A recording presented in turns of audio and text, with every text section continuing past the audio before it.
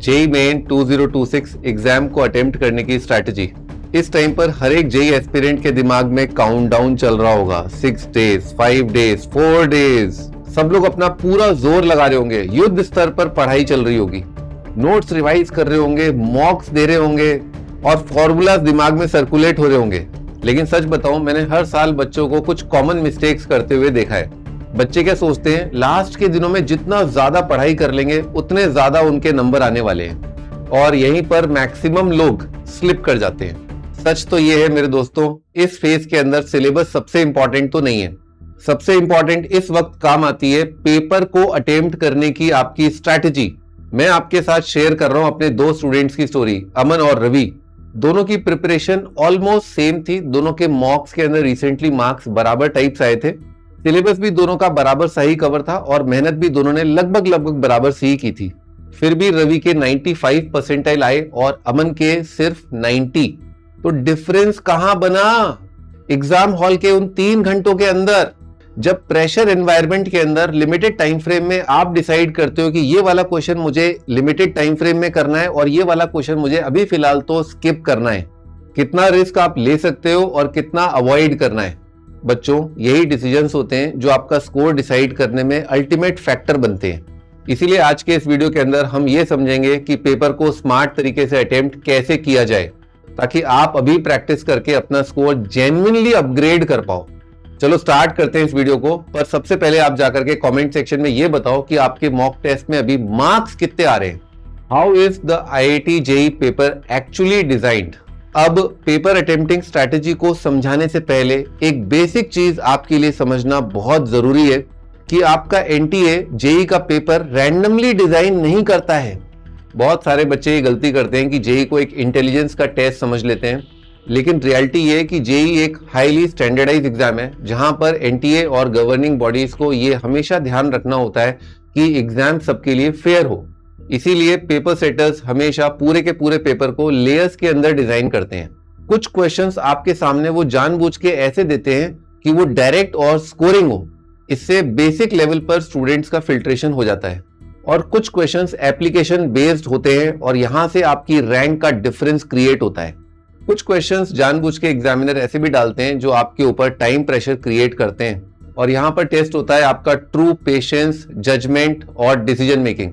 Paper का गोल ये check करना नहीं होता है कि आपको कितने फॉर्मूलेज और फैक्ट्स याद हैं, बल्कि ये देखना होता है कि एक लिमिटेड टाइम फ्रेम के अंदर आपने अपनी प्रायोरिटीज को किस तरह से सेट किया और एग्जामिनेशन हॉल के अंदर बैठ करके आपने कैसे रिस्क को मैनेज भी किया।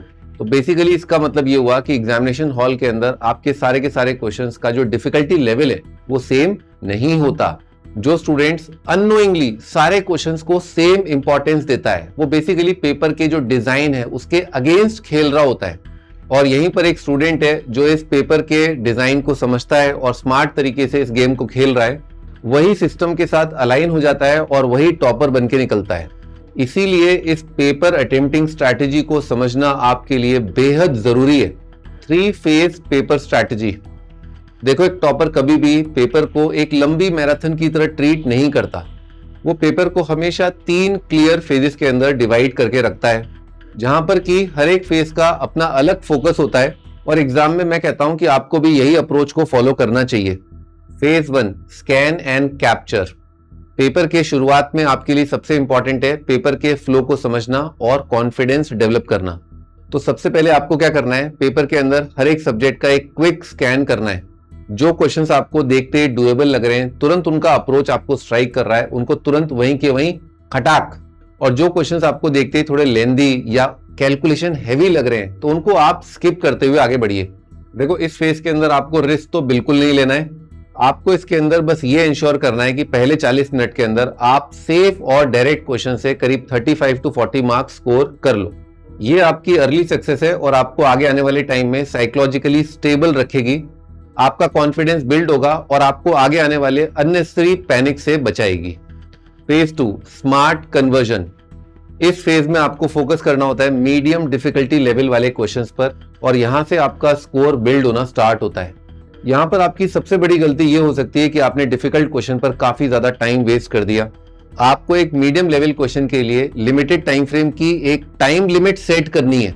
अगर आपकी अप्रोच थोड़ा भी डिले कर रही है या आपकी क्लैरिटी ब्रेक हो रही है तो क्वेश्चन को रिव्यू के लिए डाल दो और बिना ईगो के आगे बढ़ो। यहां पर आपको बचना है ब्लाइंड कैलकुलेशन से, लॉजिकल एलिमिनेशन का यूज करना और एक्यूरेसी को प्रायोरिटी देना। ये फेज करीब लास्ट करता है 1.25 घंटे से 1.5 घंटे के बीच में और यहाँ पर आपका पेशेंस टेस्ट होता है। Phase 3 optimisation and recovery. अब पेपर के लास्ट फेज के अंदर आपका फोकस होना चाहिए रिकवरी एंड ऑप्टिमाइजेशन पर, न कि पैनिक। इस फेज के अंदर आप मार्क फॉर रिव्यू क्वेश्चंस को रिविजिट करिए, फॉर्मूला बेस्ड क्वेश्चंस को करो और एक बार न्यूमेरिकल्स वेरीफाई कर लो। यहाँ पर आपका गोल होगा मिस्ड अपॉर्चुनिटीज को रिकवर करना, सिली एरर्स को खत्म करना और कुछ एक्स्ट्रा मार्क्स अपने स्कोर में ऐड करना। देखो अक्सर रियल रैंक आपकी इसी फिनिशिंग फेज के अंदर डिसाइड हो रही होती है, इसीलिए मैं कहता हूं कि इस फेज के अंदर आपका काम रहना बहुत जरूरी है। अब ये सब समझ लेने के बाद बच्चों के दिमाग में अक्सर ये पहला डाउट आता है कि मुझे अपना पेपर किस सेक्शन से स्टार्ट करना चाहिए। चलो मैं आपको इस सवाल का आंसर देता हूं, और अगर आपको मेरी वीडियो सच में हेल्पफुल लगती हैं तो इस चैनल को सब्सक्राइब कर लो ताकि मैं और भी ज्यादा मोटिवेटेड होकर के आपके लिए ऐसी हेल्पफुल वीडियोस लाता रहूं। How to finalise the subject order. देखो पहले तुम्हें मैथ्स करना है या फिजिक्स करना है या केमिस्ट्री करना है, इसका कोई फिक्स रूल नहीं होता है। सही ऑर्डर वही होता है जहां पर आप अपने स्ट्रॉन्गेस्ट सब्जेक्ट के साथ स्टार्ट करके रिदम बना पाओ और कॉन्फिडेंटली पूरा का पूरा पेपर कंप्लीट कर पाओ। आप अभी मॉक टेस्ट दे रहे होगे तो आप मुझे बताओ कि आपको कौन सा सेक्शन इजी लगता है स्टार्ट करने के हिसाब से, जिसमें आप कम टाइम में क्वेश्चन कर पाते हो और आपका कॉन्फिडेंस बनता हो। उसी सेक्शन को आपको रियल एग्जाम के अंदर सेलेक्ट करना है एज योर फर्स्ट सेक्शन। आपको देखना होगा किस सब्जेक्ट के अंदर आपकी एक्यूरेसी ज्यादा रहती है, जहां पर टाइम का अंदाजा इजीली लग जाता है और आपको अपना फ्लो फील होता है। जनरली अगर आपका केमिस्ट्री स्ट्रांग है तो आप केम से स्टार्ट कर लो, अगर आपका फिजिक्स स्ट्रांग है तो फिजिक्स से स्टार्ट कर सकते हो, और अगर आपको लगता है मैथ्स से स्टार्ट करना चाहिए तो तभी करना जब आपका मैथ्स बहुत ज्यादा स्ट्रांग हो। अगर फिर भी आपका ये कंफ्यूजन बरकरार रहता है तो आप आज ही 1-2 मॉक टेस्ट देके देख लो कि कौन सा वाला सेक्शन है जिसमें आपके मार्क्स बहुत फ्रीली आ रहे हैं, जिसमें आप बहुत एक्यूरेसी के साथ पूरा का पूरा सेक्शन अटेम्प्ट कर पा रहे हैं, और कौन सा है वो सेक्शन जिसमें आप बहुत ज्यादा सिली मिस्टेक कर दे रहे हैं। तो जिस सब्जेक्ट के अंदर आपको सबसे ज्यादा कंट्रोल फील होता है वही आपका रियल एग्जाम के दिन लॉन्च पैड बनेगा। इन सारी स्ट्रेटजीज को फॉलो करने के बाद भी कुछ चीजें ऐसी हैं जो साइलेंटली आपके मार्क्स चुरा सकती हैं, और वो है negative marking and time sink trap. देखो तुम्हारे मार्क्स में कटौती केवल गलत आंसर देने से नहीं आएगी, वो तुम्हारी डिसीजन मेकिंग की वजह से भी हो सकती है। पेपर के अंदर 2 डेंजरस ट्रैप होते हैं। पहला तुक्का ट्रैप, जहां पर आप बिना क्लैरिटी के तुक्का लगाते हो। एलिमिनेशन आपका कच्चा पक्का होता है और ऑप्शन टिक कर देते हो केवल अपनी गट फीलिंग के बेसिस पर। इन सारी बातों पर आपको ध्यान देने की आवश्यकता है। दूसरा होता है टाइम सिंक ट्रैप। यहाँ पर आप एक पर्टिकुलर क्वेश्चन पर बहुत ही कीमती टाइम स्पेंड कर देते हो, कभी लेंदी कैलकुलेशन या बहुत ही कॉम्प्लेक्स लॉजिक, कभी ट्रिकी डायग्राम या बहुत अजीब अजीब सी वैल्यूज, और धीरे धीरे आपका कीमती टाइम ड्रेन होने लगता है। इसमें सबसे डेंजरस बात यह है कि आपको हमेशा लगता रहता है ऐसे क्वेश्चंस को करके कि थोड़ा सा और टाइम चाहिए और बस फिनिश हो गया, पर वहीं पर आपका थोड़ा सा काफी महंगा साबित होता है। इस सिचुएशन के अंदर बेस्ट तरीका यह है कि उन क्वेश्चंस को आप रिव्यू में डाल दीजिए और तुरंत आगे बढ़िए। तो फाइनली आपने सारी चीजें समझ ली हैं, अब टाइम है इन सभी चीजों को प्रैक्टिस में लाने का। Strategy locking through mock test. देखो एग्जाम में अभी जितने भी दिन बचे हैं, हर दिन तुम्हें 2 मॉक टेस्ट देने हैं, और जो स्ट्रैटेजीज हमने डिस्कस करी है उन्हें रियल मॉक टेस्ट की तरह इंप्लीमेंट करना, ताकि फाइनल एग्जाम जब तुम्हारे सामने हो ये सब चीजें तुम्हारी हैबिट हो। Same to same exam timing follow करना है, same to same subject order में पेपर अटेम्प्ट करना है, और वही फेज फ्लो रेगुलरली मेंटेन करना। हर मॉक टेस्ट के बाद तुम्हें एनालाइज करना है कि कहां पर तुम्हारा रिदम ब्रेक हो रहा है, कौन कौन सी सिली मिस्टेक्स तुम बार बार रिपीट करते जा रहे हो, और लास्ट फेज के अंदर तुम्हारी एक्यूरेसी का क्या हाल है। इन सब के अलावा एक और बहुत इंपॉर्टेंट बात मुझे आपसे कहनी है, वो है एग्जामिनेशन हॉल की स्ट्रैटेजी, क्योंकि वहां का एनवायरनमेंट भी आपके मार्क्स को डायरेक्टली अफेक्ट कर सकता है। Exam day mental discipline. देखो एग्जामिनेशन हॉल के अंदर प्रेशर काफी बढ़ जाता है। एक तो नया एनवायरनमेंट, कोई टेक्निकल ग्लिच और इन्विजिलेटर का मूवमेंट और पेपर का अनएक्सपेक्टेड फील होना, ये सभी बातें हमें डिस्ट्रैक्ट कर देती हैं।